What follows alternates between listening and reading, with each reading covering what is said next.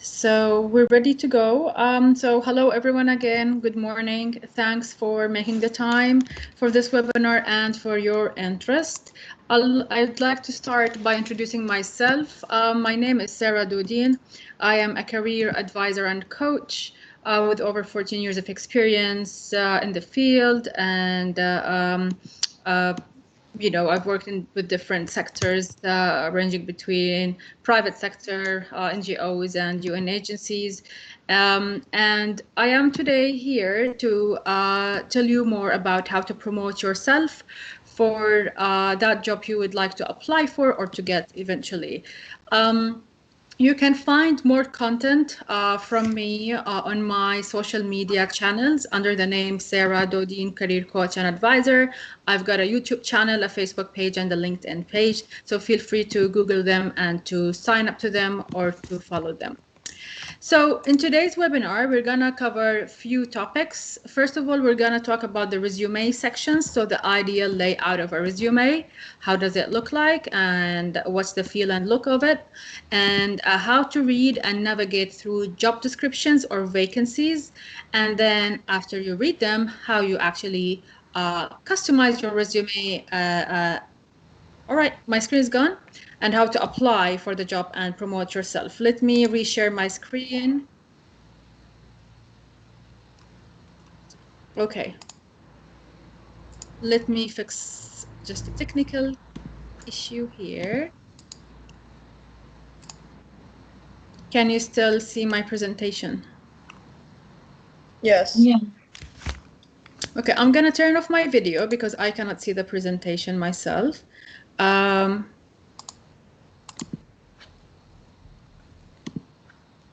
Sorry.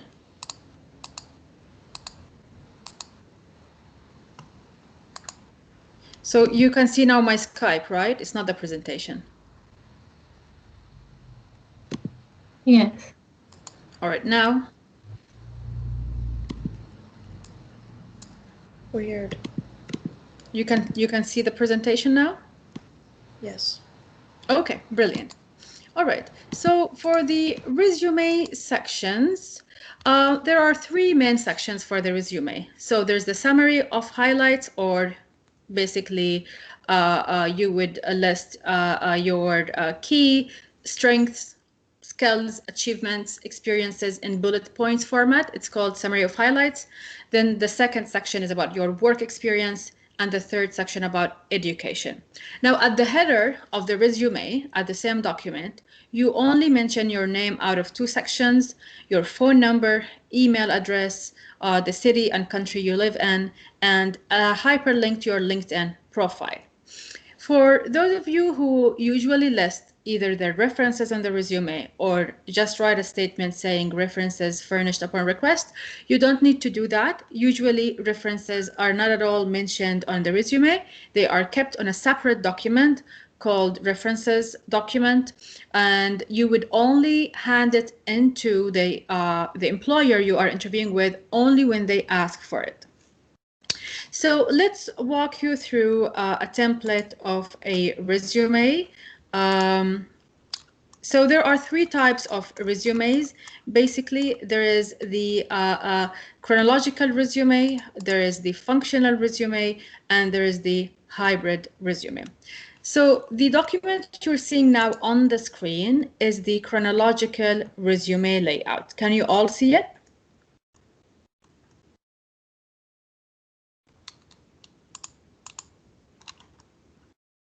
Okay, it's showing. All right, let me go back to it. Oh, sorry. So this layout or template of a resume is called the chronological resume. Basically, you can put an objective if you wish to add it. This is an optional piece to add. So your objective has to be SMART. By SMART, we mean it has to be specific, measurable, achievable, relevant, and time bound. So you would actually explain what's your ambition or direction in your career and what you thrive and aim to be. So let's say you can say, I'm looking forward to become a a sales manager in 5 years from now in the, let's say, food and beverage industry, and so on and so forth. So it will be more of your own vision of yourself and what you aim to achieve or to be or thrive to be. Can we all mute ourselves, please? I'm just hearing some noise in the background. Thank you. The All comment right. was Then, like how to promote yourself on your resume. sorry. Here, type it.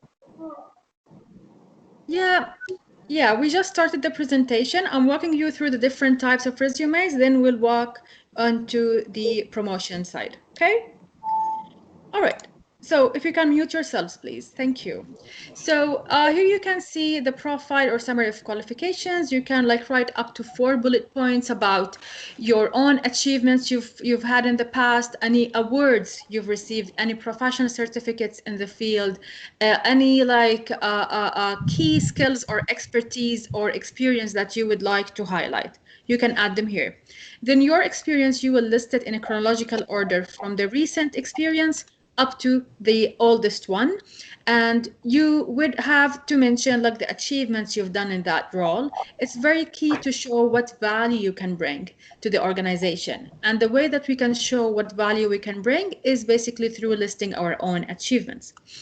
We end the resume with the education section, where you also list your educational degrees in a chronological order from the first one up to the oldest one. The second type of resumes is the functional resume, and it basically focuses on your own expertise without mentioning any dates, any sequence of experiences at all. So the purpose of this resume is basically to shine and highlight what you can do and what strengths you have and what expertise you have. The people who can use this type of resume are really the people who had many gaps in their career. They had, breaks between their jobs, or they have transitioned different careers a lot. So maybe you've worked as a sales manager once, then you jumped to a finance manager, then maybe you jumped to a marketing manager. So you had like few and different unrelated jobs. So this is where you would use the functional resume to show what expertise you have in every different function. To give an example, this person is a security professional. Uh, so that person had really a different, let's say, expertise within or related to security. So he's done security, so he would list what achievements he's done in that security, let's say, field. He's done investigations, so what kind of expertise he has in investigation. He has people management skills, he has high communication skills, whether it's personal one or technical one with the hardware devices. So you can see how they were listed based on functions, and that's why it's called functional. And then the education is listed on the same sequence from the recent up to the oldest one. The last type of resume is the hybrid resume, and it's really, as its name implies, it's a mix of both the chronological resume and the functional one. You would really mix both in one resume. So you would list your own expertise in the different functions you have expertise in, and then the work history, you would just list it in bullet points like the name of the organization, your title, and the date, and so on and so forth in a chronological order. And then you would end up with the education. So those are the three types of resumes that we have, and you can choose which one fits your own, let's say, circumstances or situation once you which will help you to decide which one to choose. I'm happy to receive your inquiries after the webinar on my email. I will type my email address on the chat box at the end of the webinar. So if you need any help in deciding which resume type to choose and how to shape and write your resume, I'm happy to offer my help in that regards. So continuing with our webinar, now let's see how do we apply to jobs and how do we promote or sell ourselves. Let's go together to read a job description and to see how we can navigate through it to identify the needs of that job description, the keywords that are important to that job description, and why they need a person in that job. Then I'll walk you guys through how to reflect that on your resume to make sure you get shortlisted for an interview. All right, so I'm gonna share an example of a vacancy or a job description. It's an events and communications administrator position with a YWCA. So let's go into the job description. This is the vacancy or the job description of that vacancy. So you can see it's a full-time position, locations, the salary, and all of these details. Now join our team. Now it talks about the position. So the words I'm highlighting in yellow are the ones that are important to us to know and to keep in mind to use them when we write our resume to apply for this job. Let me explain how and why. So the events and communications administrator position is responsible for organizing events and forums. So that's the very first task of that person. To support the objectives related to outreach research. So they will be doing some work related to outreach and research. The position will also support logistical organizations for event. So that's part of the tasks. Internal and external communication, another task. Online community building and stakeholder outreach. So you can already understand now what are some of the key tasks, important tasks that this person should do as part of this job. You can read on and on. So this is about YWCA. You can always read about the organization to know it better, but with our case now, as an example, we need to skip that. We go to key responsibilities, as it's very important to understand more why they need someone there. So key responsibility is to create a detailed event plan. So there's event planning, designing, programming, and administering employer engagement. Again, outreach events, designing the program and administering logistics. So let me give you here a tip. How do you identify keywords in a job description? Is basically looking at the repeated words. The more the word is repeated in the job description, that means there's an emphasis on it. That means it's a keyword to be highlighted in your resume and to be used in your resume. I'll explain how in a bit. So more key responsibilities: planning, creating, and designing outreach material, actively promoting YWCA, conducting outreach. So outreach has been mentioned for the third time now. Assist in compiling resources and writing, contribute to writing and editing. Again, writing and editing, employment and building sustainable futures. All right. There is a focus on social media, internal and external communication. So it has a heavy focus on communication skill. Assist in branding the toolkit. So there's branding and graphic designing using either InDesign or Photoshop. So they have mentioned which applications they would like experience in. Support activities related to media relations, copywriting, outreach, and media campaigns. And lastly, scheduling workshops, gatherings, and keeping statistics, and so on. Now, the qualification section is quite important as well. They would need someone who has 3 to 5 years of experience. They have strong event management and communication skills. They have excellent computer skills and advanced knowledge of Word, Excel, strong or good organizational and analytical skills, excellent communication skills, high level of flexibility, adaptability, and problem solving. So we have here identified and highlighted in yellow what they need and what are the key responsibilities. Let's work together on how we do reflect that on our resume. This is again an example of a resume that is matching the vacancy announcement I've shared with you. So first of all, let me give you a tip here about the years of experience. So they have requested 3 to 5 years of experience, and let's say you have 4 years of experience within that field. So the way that you need to rephrase your experience is exactly quoting the same way they have mentioned the years of experience requirement. So I have, let's say, for example, that candidate has 4 years of experience, then they can easily put so they have 3 to 5 years of experience in events management and advertising. Here, you are not lying definitely because you have 4 years of experience. It's within the range, but you are quoting the same wording they have used in the job description. Why do we do that?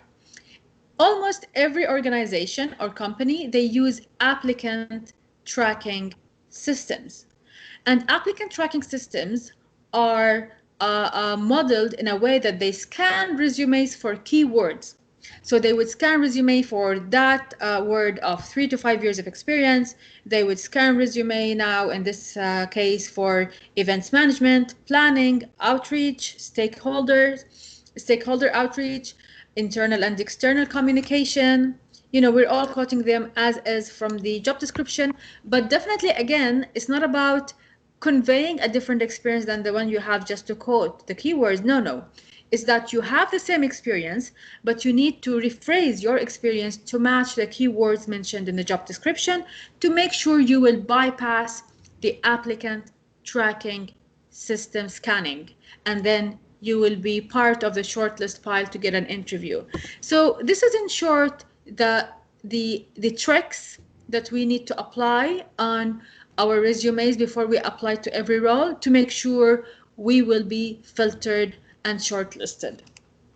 Do you have any questions up to here? Any questions? Yes, I have one question. This is Azair.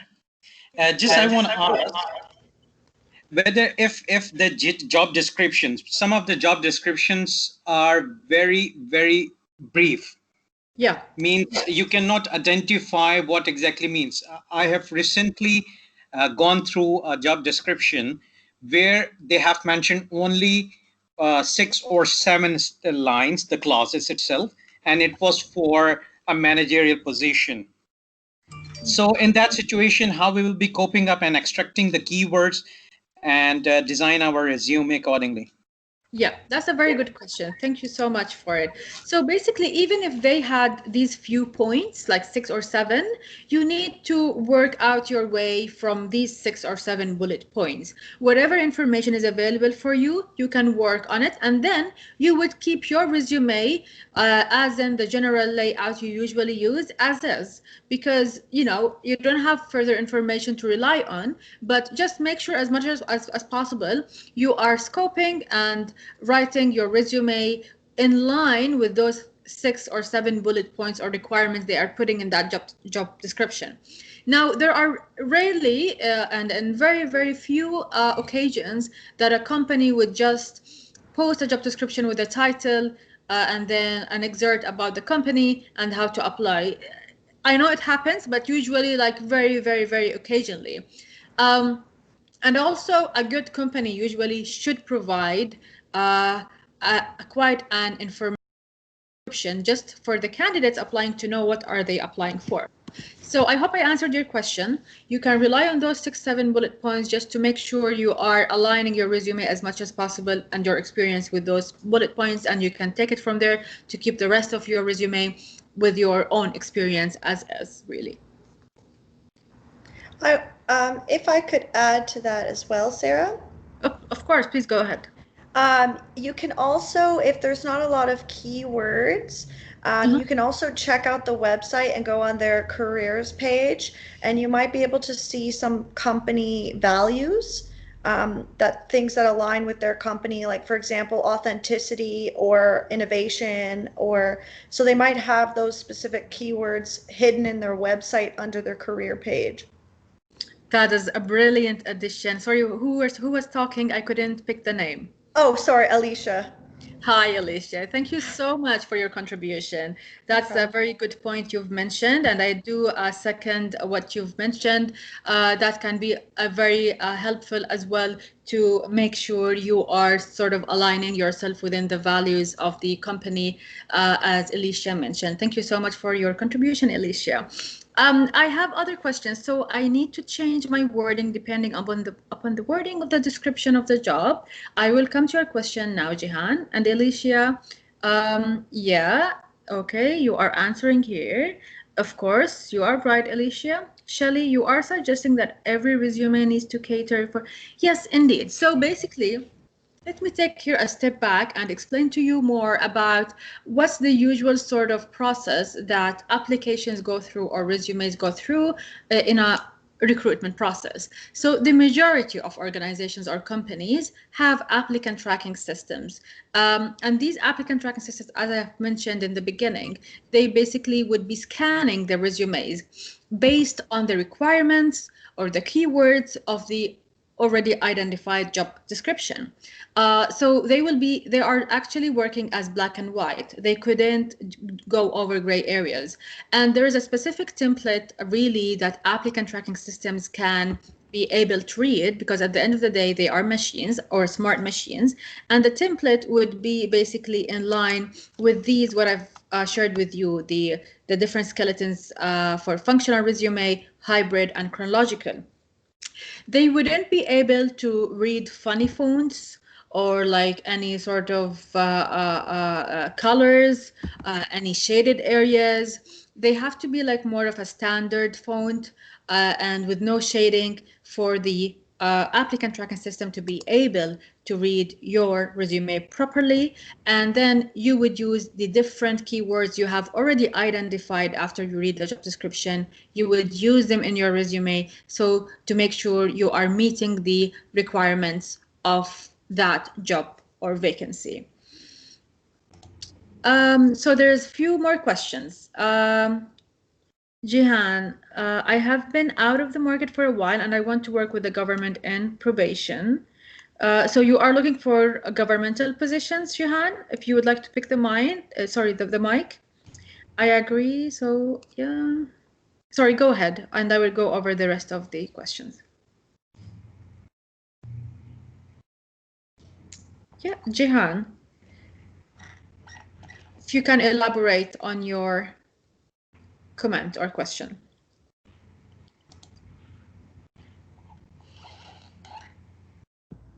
All right, so we'll come back to Jihan in a bit. Yeah, go ahead. Yeah. Sorry about that. Yeah, I was wondering if I would like to apply to government work, like on the Job Canada, and usually they can ask for probation. So I have a sociology degree, but I have been not working into that field for a while. So now my resume, is it going to be different with the government than any other company or organization that I apply for? Yeah, so you would need to check which vacancy you're applying for within that governmental agency, and you would take it from there. Because it has to be in line with what they are asking for.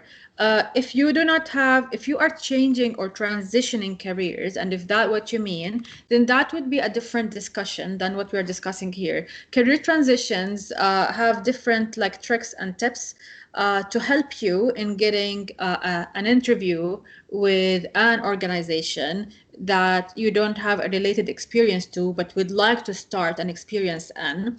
And I'm happy to take this conversation with you further offline if you wish. But just to briefly answer your question about that in specific, go into the website of the specific governmental agency you would like to work with, check the different positions they have. If you think there's one suiting you, then you would align it with your resume. If they don't have vacancies and you would like to start working with them, I do encourage you to learn as much as possible about them from their website. Check what projects they have, what activities they have. If you think you have relevant experience, you can then have it highlighted and shined in your resume before you go, share it with a person working there to refer you or to flag your resume. Okay, thank you. Now, if I would like to discuss with you offline the what are the tricks and stuff like that to apply, yeah. Are you gonna put your email and then this is how we connect with you? Yes, I will put my email in the chat box at the end of this webinar for sure. I'll send you my contact information. All right, that sounds great. Thank you. You're welcome. So Shelley is saying, I agree. So in that case, in your opinion, on an average, how resume should be sent to the jobs. I mean, what is the ratio of job applied versus interview calls? So I don't have a percentage or statistics of any sort to give you now on the top of my head.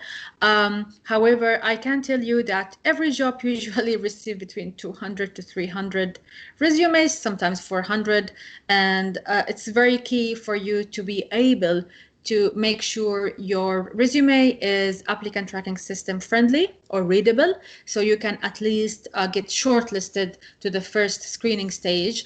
But also sometimes for companies who do not have applicant tracking systems, there are humans who are screening these resumes, and sometimes it's just a team member of the HR team who is giving instructions, and they are working as black and white as possible. So the hiring manager would tell them, if you so let's say number of years of experience of 5 years, shortlist them. If they have less than 5 years, then I don't want them. They would simply just put your resume away. So it's very just key and to be very smart on how we word our experiences in the resume to be in line with the job description, just to make sure we are going to be given a chance to be interviewed. Now, the other trick here, and to be very realistic based on reality, again, every position or vacancy advertised might get 200, 300, 400 applications. And I know that's a long, or I mean a huge number of applications. So if you also have, or you know of someone in that company you're applying for, you can always get the help of that person working in that company to flag your application or resume to the concerned hiring manager, just to make sure at least they have a chance to see your resume. So that is like more of a follow-up you can do after you apply. But essentially, you have to apply and follow these simple rules of promoting yourself on the resume, and then you can do that follow up with that specific person you know of.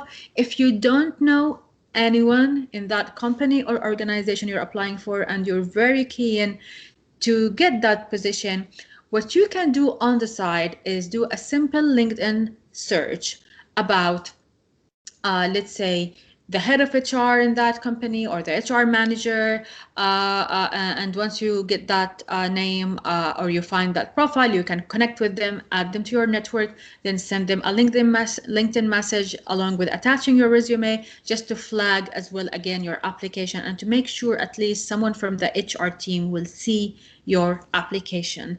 Another way is if you get to know, and if you were able to know who is the specific hiring manager of that position, you can either check the website, or you can, if it's a position posted on LinkedIn, I mean a job posted on LinkedIn, you can check who was the poster of that position, and then you can add them to your network.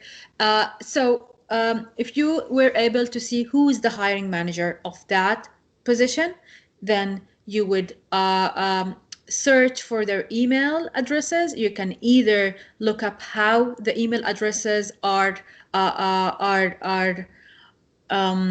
written in that organization, and you can then follow through the same trend of email addresses and email them, or you can search for them for their contact information with a simple Google search. You might get some results. If not, there's a specific website that I'm happy to search with you. I'm happy to share with you.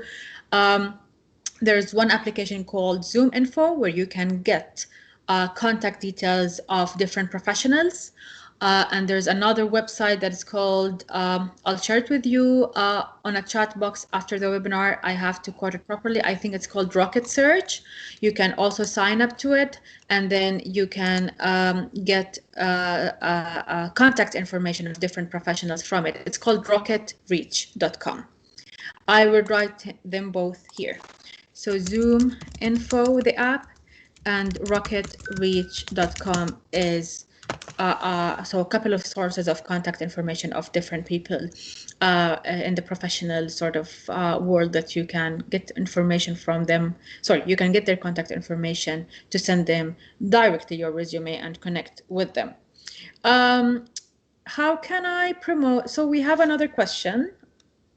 Sorry, I missed the other one. So, Alicia, do you know the percentage of companies that use application bots, and do you see it more in certain industries?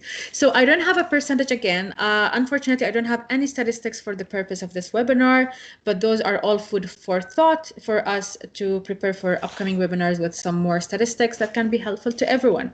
So industries, I see it I see applicant tracking systems being used in large companies.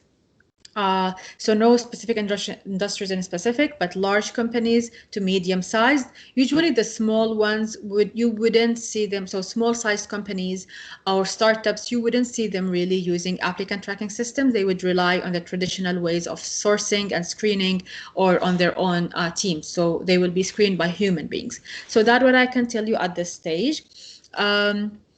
Muhammad, is it good to go with points form or paragraph style? Yes, as I have mentioned, the summary of highlights is good to be presented in a bullet points format, and as well as your achievements in the experience section and any specific key tasks you would like to highlight, also listed in a bullet point, and the education you would list it by default as in bullet points because you're just mentioning the university or college name and the degree.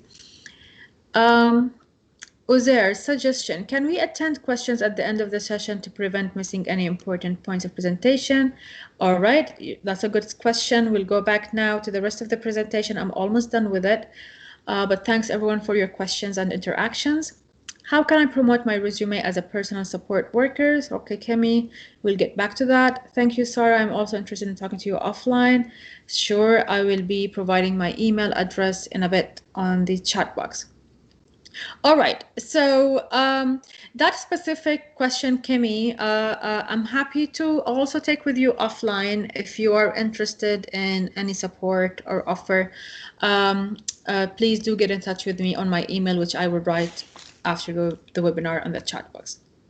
Going back to the presentation, so we have already read together the job description and identified keywords. I've already explained to you guys how to use these keywords in your resume, and this is basically how you would be promoting yourself properly, is when you use these keywords in the resume. I would like just to elaborate further to show you more hands-on practice of how to use the keywords. So we have identified on the job description here event plan, stakeholder outreach, logistical organization for events, internal and external communication, online community building, and writing and editing. So we have agreed that all of these are keywords. You will see them here used. So we have event management, event planning, logistical organization, exactly how it's mentioned on the job description, external and internal communication, outreach, online community building. And this is all, in all honesty, it is in line with the candidate's experience, but we have just rephrased her experience to match the job description. And so on and so forth. So she has social media experience, brand awareness, excellent computer skills. She has experience in Photoshop and InDesign as requested, so she mentioned that, and the Microsoft Office, including Word and Excel as requested. She also mentioned the different personal skills she has as requested: flexibility, adaptability, problem-solving skills, strong communication skills as requested, and because she has a professional certificate in the field, she just mentioned it solely, so she would have an edge to other candidates. And we have followed the same pattern and trend throughout as well, the tasks she's done and the achievements she's done as well in her different jobs. So this is how you would rephrase your resume to make sure it's matching and highlighting your relevant experience to the job description of that vacancy. All right, we have a question by Vivian. Is a functional resume really the way to go? So it really depends on your situation, Vivian. If you had gaps in your experience, when I say gaps, it's like breaks between your jobs, then the functional resume is the way to go. If you had different career transitions, so you've worked sometime, just for the sake of example, you've worked as an operations manager, then the other job after it was a supply chain manager, then I don't know, maybe you've worked as an administration manager. So you had different sort of functional roles within your experience, then the functional resume would be the right fit for your circumstances, for your situation. That was a long resume. So there's a comment from Vivian. That was a long resume. Are they really looking at such a long resume? I thought it should be, yes, you can always make sure your resume is up to 2 pages, even with using a functional resume. It would really depend how you are presenting your experience and how you are drafting it. You're most welcome.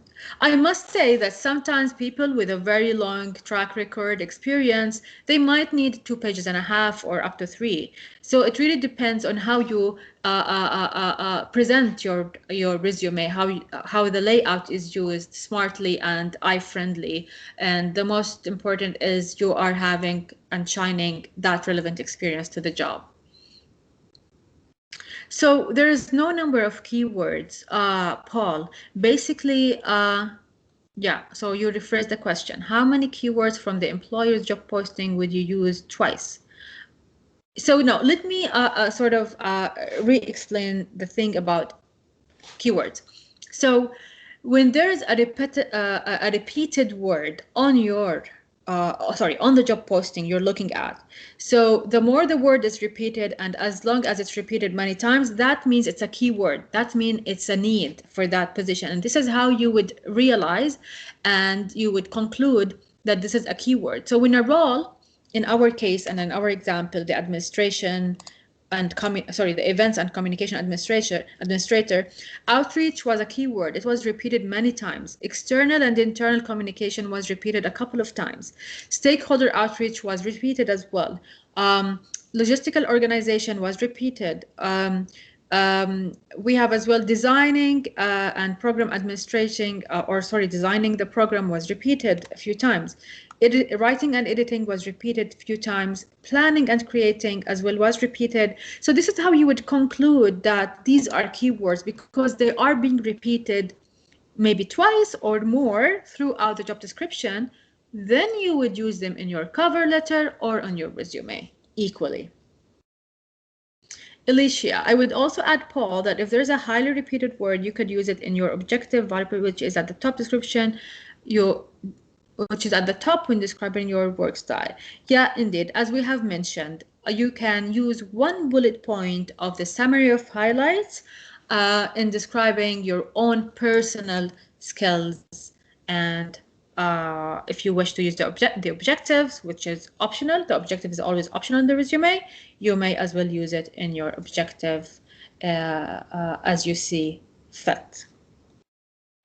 All right, any other questions? Any other comments, any other additions or contributions, please feel free. What is your opinion on adding a photo in a resume, and does that matter? Thank you so much, Alicia, for your question. So a photo in a resume is not needed. My simple answer would be a no for that, except if the advert or the vacancy is asking you to provide a personal photo. And if it's asking you for a personal photo, make sure it's a professional one. I must add as well, to be very realistic, if an employer really needs to know the look of that candidate, they can simply do a Google search or search on social media platforms or on LinkedIn. So on your LinkedIn profile, always make sure you have a professional photo on that. And if you are working in the, there are specific industries really that would require as part of the application process to provide a photo. Just to give an example, if it's a flight attendant position, if it's in the modeling industry, what other industries, and so on, similar industries, they would Graphic actually design maybe. Yeah, maybe as well. So it would really require you to provide the photo as part of your application process because it's based on the standards of applying to these industries. Then you would need to provide a personal photo. But the usual, or let's say the general and the norm about personal photos, no, do not provide a personal photo voluntarily if it's not asked for it, because also there's a simple reason for that. Sometimes providing extra personal information on top of just your name, phone, and email, and providing your photo might indirectly and unintentionally influence the hiring manager decision and judgments towards you in perhaps just bypassing your resume because of these different personal information you mentioned or the personal photo you provided. So we want the focus and the attention of the hiring manager to be solely on your expertise and the value you might bring to the organization and not anything else.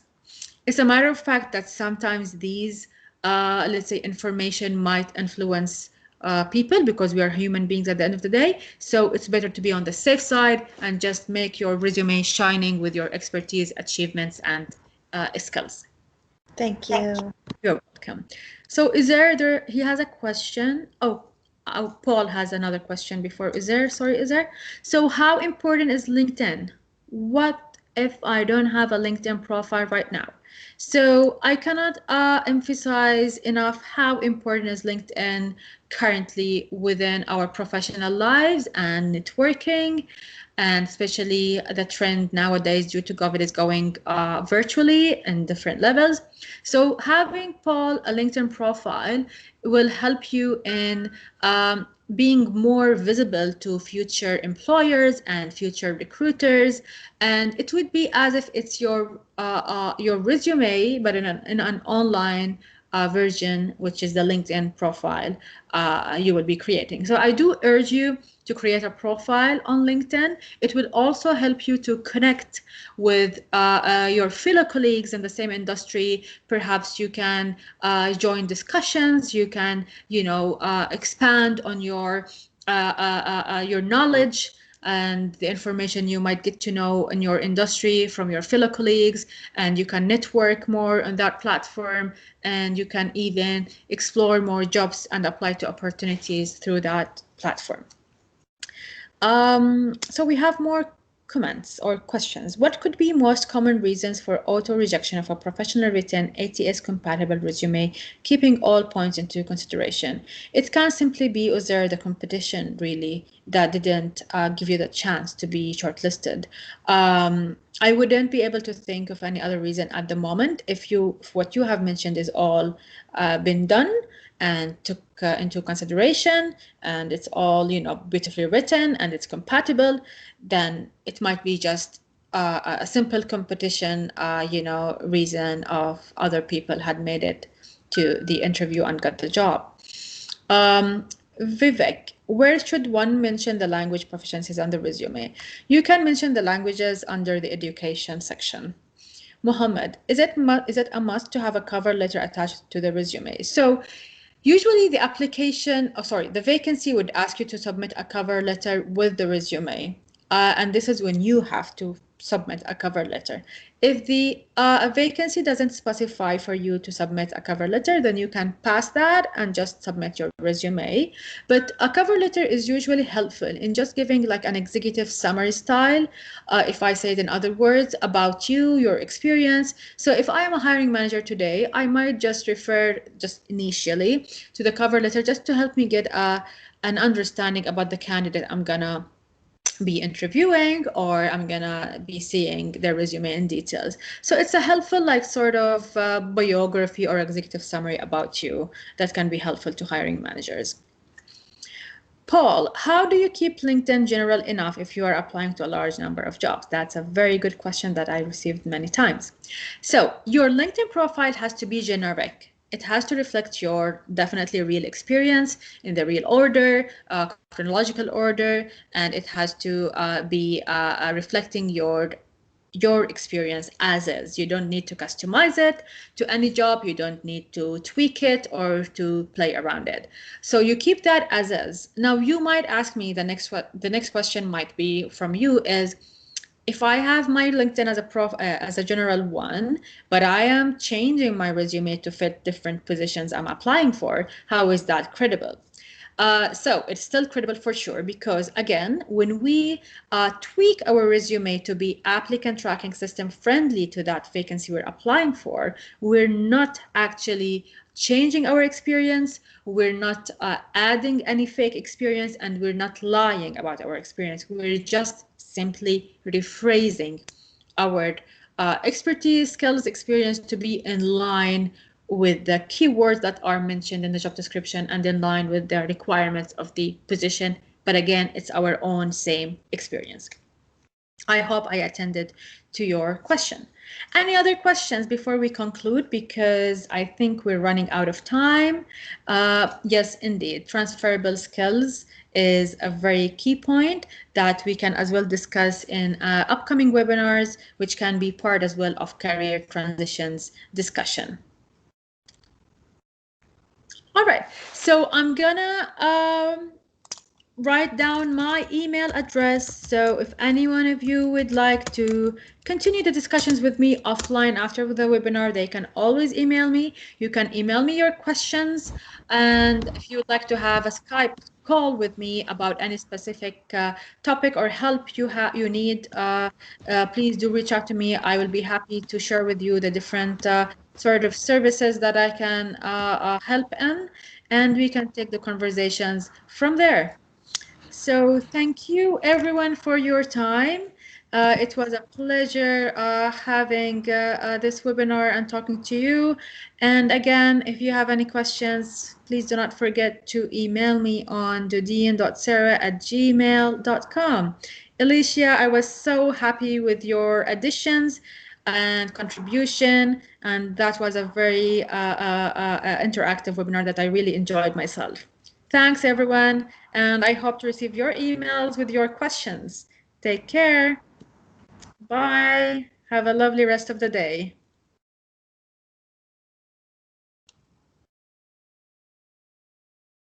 Yes, my YouTube channel, it's here. Just Google for that name and you will find it. Take care. Bye everyone. Thank you.